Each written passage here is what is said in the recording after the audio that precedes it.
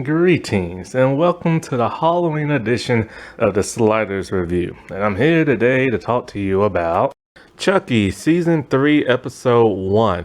So this came out just last night on Sci-Fi, and you can watch it on the Sci-Fi app, the USA app, and when the season's over with, you might be able to watch it on Shudder app. The first two seasons are also on Shudder. And so this took a long time for season 3 to get renewed. It was probably because maybe the network wasn't quite sure because of how campy season 2 was, and a lot of fans just kind of checked out. Like, I still to this day haven't even finished season 2 because of just how campy it was and stuff. Yeah, I mean, I've seen clips of things that happened in season 2 towards the end after the episodes I stopped watching. It was just too campy, and I don't like my Chucky to be campy at all. And it was just way too much camp. Thankfully, this season doesn't seem all that campy. And in fact, this season kind of goes back to the well of season 1. So much so that 3 of the main characters, Lexi, Jake, and what's the other dude's name? Crap, I forgot. It's Jake, is Lexi, and Devin. That's it. They actually take a back seat in the first episode for the most part. Because what's interesting, because if you've seen the trailers and that one clip of that little boy, then you know that Chucky has a new family. And this family lives in the White House because his dad is the president. So Chucky has not so far, he hasn't befriended yet, but he's in the care of this little boy. And I think the little boy name is Joe. And so is Joe, his teenage brother, and his parents, the president and the first lady. And so the trio have kind of taken the role of adult Andy and stuff, where they just seek out like the Chucky dolls and like destroy them and stuff, and they're looking for just one more, which is an interesting twist. I mean, it's like, in honesty, kind of like, what could you do next? You know what I'm saying? Because it's kind of like, this show can't constantly revolve around the trio. They're getting older. They're constantly on the same mission and everything. It's gonna be repetitive. But at that same time, you're gonna miss them because for 2 seasons, the story has revolved around them. And so either they're going to get written out at some point if the show continues, that is, because with the actor strike still going on, only 4 episodes are coming out so far. And after those 4 episodes, it's going to take a hiatus until they can start filming again. So if the show comes back on, it won't come back on until spring of next year. And it depends on really how long the actor strike lasts. If it continues to last for a lot longer, the network just might cancel the show. With the ratings of season 2 and the strike, they might just cancel, And that's going to be unfortunate. And so I do wonder how long the trio is going to last on the show. And not only are they back and they're briefly seen, but they all revert back to their season 1 personas and stuff, something we did not see in season 2, which was nice to see because I completely forgot about how they used to act in season 1. But at that same time, you want them to continue to grow and everything. But for 2 of them, it was just hobbies, and for 1, it's only a brief lifestyle that she had. And so when it comes to this episode, I thought it was just okay. It wasn't really that scary. And only 1 person died. Which in season 1, episode 1, it was setting up everything. So I understood why it went slow. Plus, it was the first real Chucky I ever really watched. So I wasn't really sure what to get into. Season 2, however, was the first episode was really, really, really good and intriguing and stuff. And it had me hooked until it went all campy and stuff. And so basically, just to hurry up and get them out the way since they're barely there, let's talk about the trio. Now, as for Andy, he does not show up, and I'm not even sure if he's going to appear this season. I know Tiffany appears at some point because of the trailer. Glenn and Glenda are gone now, so I guess that campy vibe is going to go for now. The trio. So basically, halfway into the episode, we start to see one appear by one. And first is Jake. And I wasn't quite sure what the heck was going on because, like, he's talking into a camera. I guess he's on like TikTok or YouTube or something, showing people his fan base, his artwork. When he like cut up a bunch of dolls and put them together and make art. He hasn't done that since season 1. I completely forgot about that. And so I'm just kind of like, okay, is it going to that campy vibe now? He seems happy, cheerful. He's talking about his art collection and he's on like some type of streaming app. But then you start to see the desperation in his eyes, talking about to complete his collection, he just needs a good guy doll. And of course, that's Chucky. And he's desperately telling people, I'll pay whatever price, you want.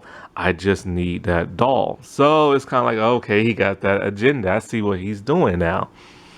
And when you look at the character, he is buff now. Like, he's been working out. He reminds me of Justin from Wizards of Waverly Place when Justin all of a sudden started to have muscles. So he's no longer that wimpy kid, and he doesn't stutter no more. He ain't stuttered since season 1.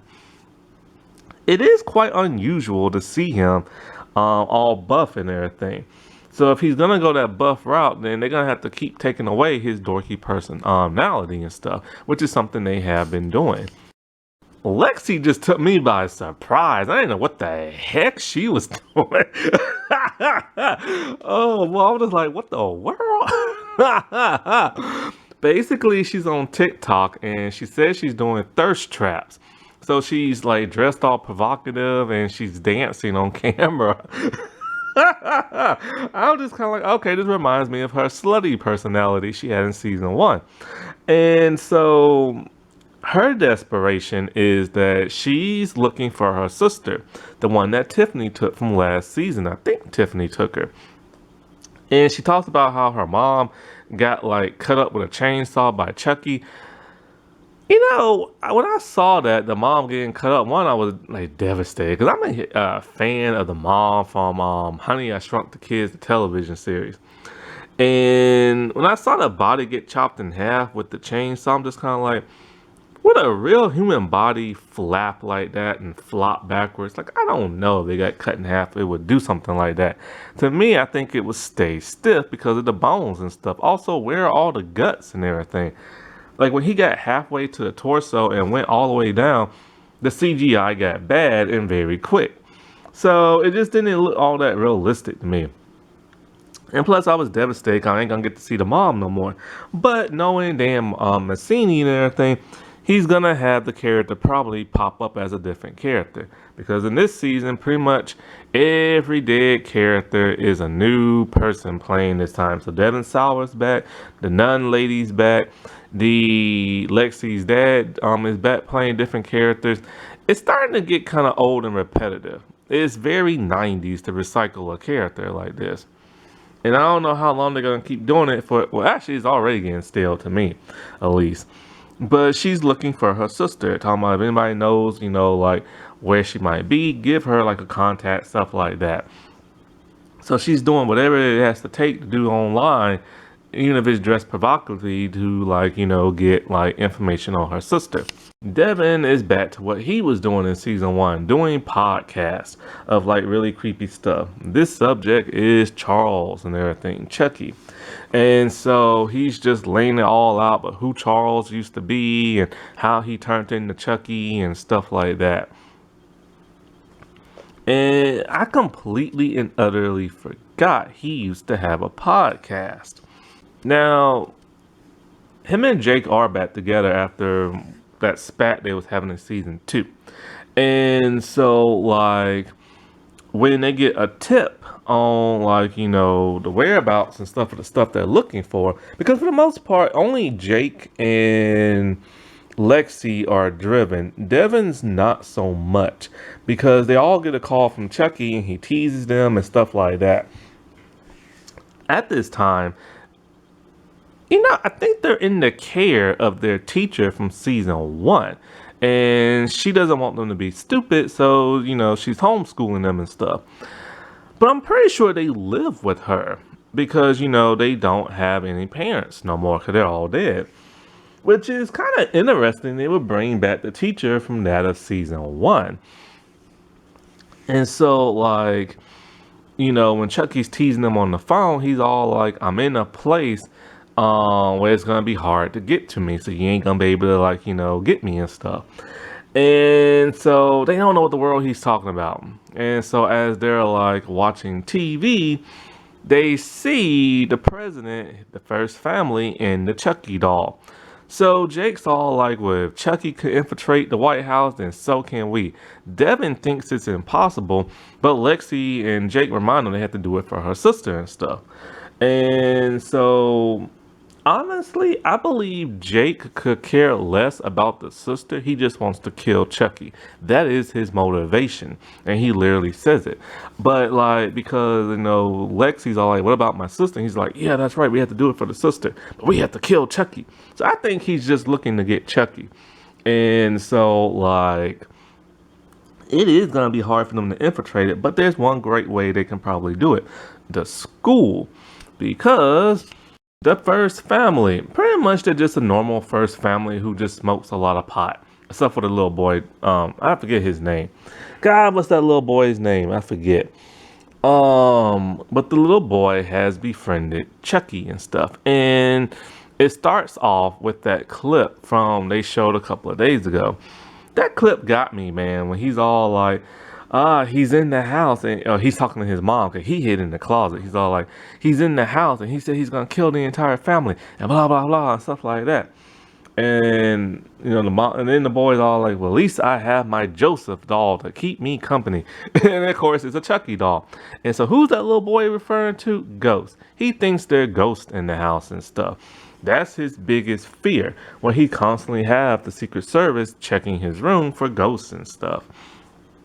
And so, I have to say, now that Chucky's with the family, there really don't seem to be a point of the trio no more. And in fact, when you do kind of see the family as blasé as they are, you're invested in them and want to know more about them. So the family's interesting, and it's kind of like you don't need a trio, to tell you the truth. Because when they did appear, I'm just like, oh, it's them. Like, where y'all been? And stuff like that. And, so basically there's like a blackout at the White House, and, everybody's scrambling around. And so you're expecting Chucky to do something, but of course he doesn't. And so basically, the boy has a teenage brother. The brother's kind of like golf and everything and moody.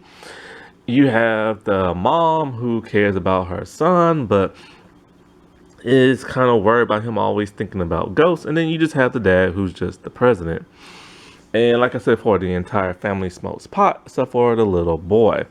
And so, they do the whole like creepiness of Chucky being in the room by himself type thing. So basically, and I guess what is it, the Oval Office or whatever, the president gives like a speech or something. There's the Chucky doll, and I guess he's there with his secretary and maybe the vice president, or an advisor or something like that. And they all like, is this your new bodyguard? And he's all like, oh no, it's my son's doll. But why or how he was able to find a doll with that type of name is surprising to him. So there's some significance to the name Joseph and why Chucky decided to pick that name, which is really odd and interesting. Could it refer to like a cousin or like a brother that died or something like that? Maybe an uncle or something.